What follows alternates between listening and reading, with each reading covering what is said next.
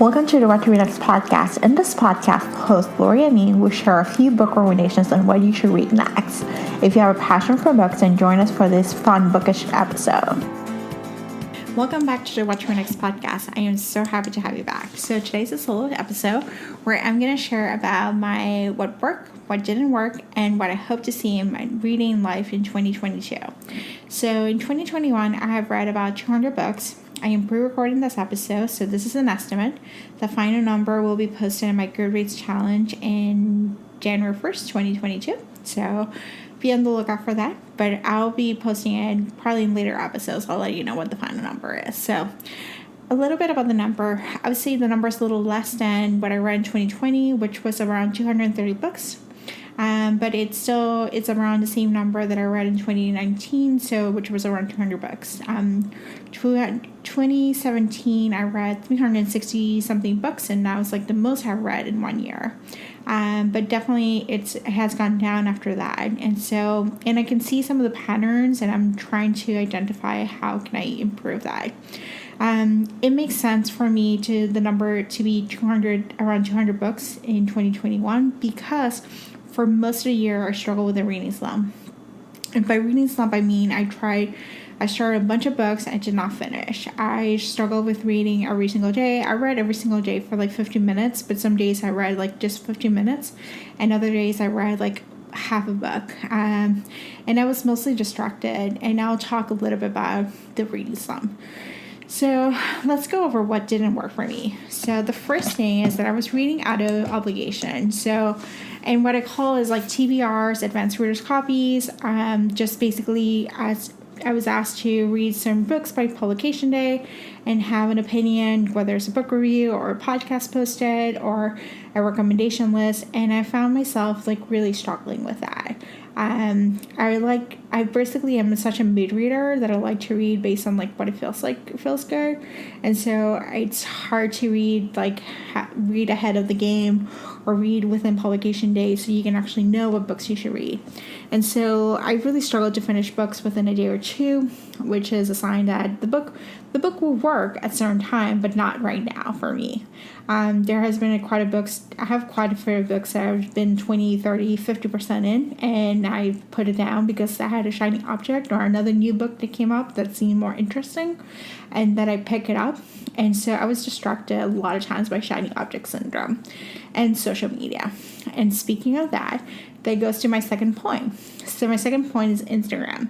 So Instagram, I have a love-hate relation with Instagram. I loved it in the beginning, 2016, 2017, 2018, where I was like just discovering this community. I was discovering like books to read. I was discovering recommendations, and I was like a really voracious reader at the time. And then 2020, I would say 2019 till 2021, it has shifted, and I knew that it had shifted because most of my reading from ever since after 2017 have been driven by Instagram. Like books were recommended, like advanced readers copy. A lot of books are like popular, hyped up books. They were like I needed to read them, and I needed to figure out if I liked them or not. And most of them I did not like them. So like that's honest truth. I really did not love the books, and I was just consuming them for the sake of consuming. And then the distraction of just going on stories and scrolling down stories. It was just like I was like spending so much more time doing that as opposed to discovering books that I wanted to read or like reading something for fun or even watching TV. I was just like so immersed with Instagram that it was just like it just lost this essence of myself. It is like basically what I realize is right now. The landscape of Instagram, for me, what I view is it's a fellow book influencer sharing other book influencers the same recommendations. And so it's kind of like really, like you're just like getting the same free books and you're talking about the same free books and you're talking about the same information to people who already know about the book. So it's not a lot of readers who are just like casual readers who just read like one or two books a day. One or two books a week or a month or a year. It's a lot of like people who have been in the know, who get access to all those free books, and they're sharing them and they're just talking about them. And in 2022, that's not what I wanted to see myself. I don't I want to connect with fellow readers. I want to connect with you if you casually read one book a year. I want to connect with you if you're like learning to discover romance. Like, I want to connect with people like that. People like you who are listening to this podcast, looking for recommendations, looking to hear what the authors are talking about. And so in some ways, I'm stepping back from Instagram. I'll still post because it's just easy to post, but I'm not going to be like active in stories or trying to like create reels or trying to get like as many followers as possible. I am probably going to shift my attention to TikTok, and just because I wanted to explore video for me, like just an opportunity to talk about, like, you can see my face and tell you my recommendations and tell you what I like. The other part is I'm exploring to do more solo episodes like this for you. So they'll still have author interviews. We'll still have the book recommendations with book influencers, and which book influencers are basically people I'm friends with, or people who I admire, who I like their reading taste or have a unique reading taste that I'm like, it'll be interesting for you. So there will be like literary fiction and thrillers and like romance, and it's like different romance, So I'm looking for diverse voices. And so there will be podcast episodes like that, but also in TikTok, I'll share like books that I read, like in real time. So I'm hoping to create more video content like that. And so hopefully I can reach out to new audiences, new readers who discover like new books to read. And they're not just the same old books that you get pushed. Finally, what did not work was that my paranormal project was a failure. So in 2021, I set an intention of reading a bunch of paranormal series that were popular or people have recommended in this podcast. And there were like the Side Channeling series, the Night Hunter series, the Black Brotherhood series, all these like very popular series. And I was intimidated by them, but that was one thing. But I also did not love the whole world building, the romance, trying to figure out who's who and know the clues and the overarching arcs. And I don't think it was like the right time for me. And so I realized it was a good intention project, but it's just like not the right time. I did ask Francesca from Under the Covers. She's a big paranormal reader. I told her my conundrum. I was like, I try to read those series, just not for me. It's just like, well, they're like a little more advanced. So they're more advanced for like paranormal. So she gave me recommendations, some paranormal beginners that are more like similar to contemporary books. And so I may start trying some of those and see if I like it and like the world building, and maybe continue to like read some of those series.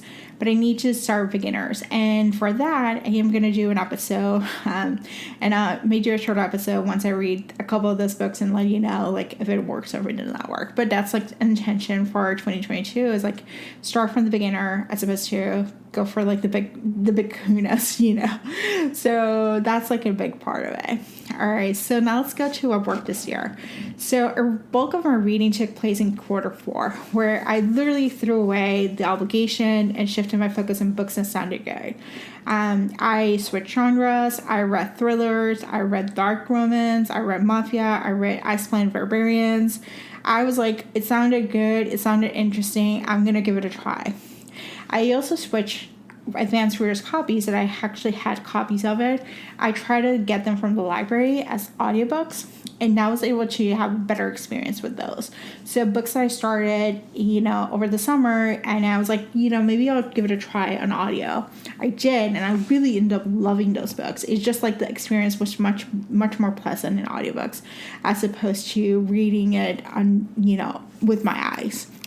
All right, I'm all about genre switching. And so by that means, if you're getting stuck reading romance and you're just like in a rut, you're just like, you're not finishing books, you're not trying anything, nothing feels good, then that's a time for you to try something else. Like whether it's a thriller, whether it's like women's fiction, dark romance, a KU novella, like some holiday romances, some Hallmark movies, like some historical romance, is try something else and just get yourself like a little intention, something different. So that was like a big part of it. Like that's what's worked for Q4. I started with I was in a rut with contemporary romance. And so then I was like, okay, I'm going to read some thrillers. And I read like 3 thrillers back to back. And I was like, okay, I'm good with thrillers. Then I'm going to read some 2022 titles that sounded good. I read a couple of those. And then I was like, all right, so let's give it a try, something else. And I was like, well, let's try Dark Mafia. Mafia romance. It seems like interesting. And I was immersed in KU, and I was like, okay. I loved it. I binged like a whole week on books, and it was like the best week of my year, just binging on those books. It was just like such a fucking pleasant experience. I'm sorry to curse, but it's like such an experience that I haven't had that experience in like 5 years. It was like just like rediscovering reading again. And so having that opportunity to just rediscover reading again was like, oh, it's just like a light bulb. Like, oh, I just need to switch genres. All right, so in terms of recommendations, I told you that Instagram did not work, but the podcast did work. So I discovered recommendations from fellow authors and book of friends. My top recommender is Amy Novel Gossip. She's in Novel Gossip on Insta. She has been on a show. We talk about audiobooks. She's a good friend of mine, and so her recommendations tend to work really well. I also like to look at YouTube for some YouTubers for some like dark romances, some KU recommendations. But KU has been like kind of like basically just digging in and looking what is out there, what sounded good. And I think one of the things I wanted to do more is to share what I found in KU, what worked, what didn't work. So beyond that, so you'll be on the lookout for content like that. So let's chat about my audiobook listening. So my audiobook listening takes place in the middle of the night. So I tend to go to sleep early at night, and sometimes I wake up like 3 o'clock in the morning, 4 o'clock in the morning. I can't go back to sleep. So instead of trying to toss and turn, trying to figure out how I'm going to get back to sleep, I just put an audiobook, and I set it up for like 30 minutes increments. And I just like listen to it until I fall asleep, or if I don't fall asleep, I just listen to it in the morning.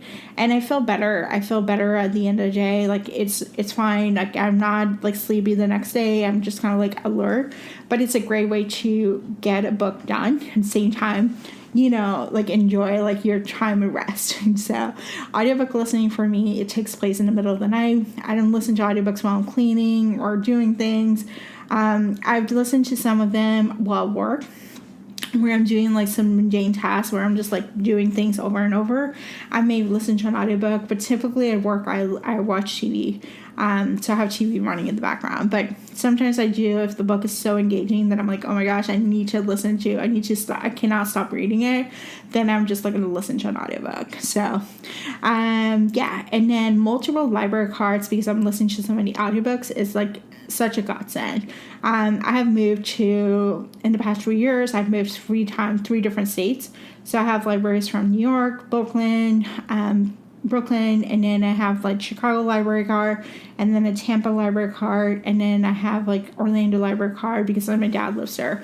So I got like a bunch of different library cards. I did buy some out-of-state library cards like Miami-Dade.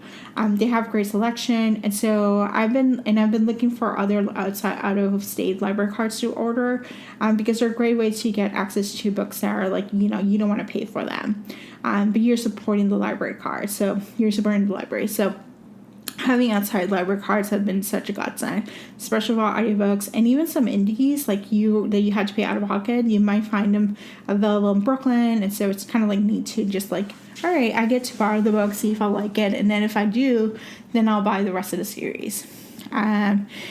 So the brand new discovery that I discovered this year, and I think I did it, I read in 2016, 2017 a lot of dark romance, but I stopped reading them because I was reading a lot of indie publishing books, is that I really like dark romance. I thought I did not like it. I thought it was like just like not for me, and it was like too dark, too this, too that. And I really like it. Like, I read the Kamara Chronicles, and I was just, like, engaged. I read a serial killer romance, and I was like, oh my gosh, I love this. So I really like indie publishing books. I don't want to take arcs from indie publishers. I rather just, like, you read them on KU or buy the book or borrow from the library first, like, just to get a sense of it. Because I don't like the obligation. Most indie arcs come, like, 2 weeks before the book comes out or a week before the book comes out, and you have to read it by a certain day. You have to do reviews and all this shit, and I was like, I don't want to do that. So I tend to read after they get published. I tend to enjoy them that way at my leisure time, and so I like dark romance, and I'm gonna do some listicles for dark romance for you. finally, I love reading series best. Like, books in a series work so well for me. I read historical romance. I read the Wild series by Eloisa James. Like, that was this summer. Then I read most of Throne of Glass by Sarah J. Maas. I read Rebecca Jenshock's College Campus Nights series, which is a college hockey romance. There were like 4 or 5 books in the series. And lately I just read the Camorra Chronicles by Cora Riley. And so I really love it when it's like a series where you're just like, you get involved, like their side characters who get their own books and you're just like following them along and you see them, like you see the characters grow over multiple books. And so that's been a lot of fun. I'm right now reading The Brutal Birthright by Sophie Lark. And so it's kind of fun just to see another mafia romance and see another mafia family and just like seeing that stuff. So that's been fun to read series. If you have series recommendations, let me know. I'm always in the look for it. So I really love when a book takes me, if I read in no time, 50%. Like those are like the books that are worthwhile. If I sit down and I'm just like not distracted by like picking up my phone and checking on Instagram or checking on TikTok or checking on stuff, I love the book just taking me, like I can take no time to read 50%. Usually I read 10% within like 20 minutes, but it's like 50% is like, that's a good day because I know like it's downhill from there. Like I'm almost done. So that's like one of the markers that I'm trying to just connect with. That's like, as long as I read 50%, then I know I'm going to finish this book. At the end of the day, Kindle books worked best for me. I have not read any paper books in this past year. I tracked them. There were 0. I read majority Kindle or Kindle audio. Those were the forms of reading that I did, and that's what worked for me. And so what I'm like looking forward in 2022. So one thing I want to do is I want to read consistently every single day. I want to finish a book every other day. So that means like I start a book and I read like 50% and the next day I'll read the other 50%. Or I start a book 20% and then I finish it off the next day because it's like so engaging. I've done that. That's what Q4 looked like for me. I start reading consistently more and more. And so those books were definitely helped me just to be able to finish like a book. It's almost every day or sometimes 2 books a day, which is like really exciting because I'm also listening to audiobooks. So there are days that I'm like, I just accomplished 2 books a day. I have a reading goal of putting 250 books in Goodreads, and hopefully I'll finish with 300 books. That's like my goal for 2022. In order to do that, I am going to read based on my mood and new genres to me. So that means I'm not going to read as many arcs as possible and just based on publication dates and based on stuff. I stopped requesting arcs. I stopped trying to figure out like how can I get as many books as possible. I'm just gonna read based on my mood. I'm gonna like go back to discovering books because they sounded good. I'm gonna try to discover new authors to me. Go dig into KU to try new books. There's like I love KU right now. Like KU is working for me. Because there's like low stakes for me. Like you just like you read as much as you can, and if you don't like it, then you can return it. You're not paying. You already paid for it, and you're paying the author for the pages you read. So it's a low stakes games, but that's where I'm like looking forward. So reading as many genres as possible, trying out new authors to me, and discovering new things for me. So I want to hear from you. What are your 2022 reading intentions? What worked for you in 2021? What did not work for you in 2021? So leave a comment in the whattoreadnextblog.com, and there's actually going to be a post in the homepage about this episode, so you can leave a comment and let me know what worked, what didn't work, and what do you hope to gain from 2022. I can't believe it's 2022. It's a mouthful. So thank you so much for listening, and I hope you have a great day. If you enjoyed this podcast, feel free to share with friends, subscribe, rate, and review the show. This is the easiest way to support the podcast. Today's episode's partner is Libra FM. If you're an audiobook listener, then you should add Libra FM as your go-to source for paid audiobooks. Libra FM makes it possible for you to buy audiobooks through your local bookstore. Memberships start at $14.95, and they also have great sales for romance audiobooks each month for $3.99, thanks to the Kiss Club. To sign up for Libra FM, please visit whattoreadnextblog.com/LibraFM.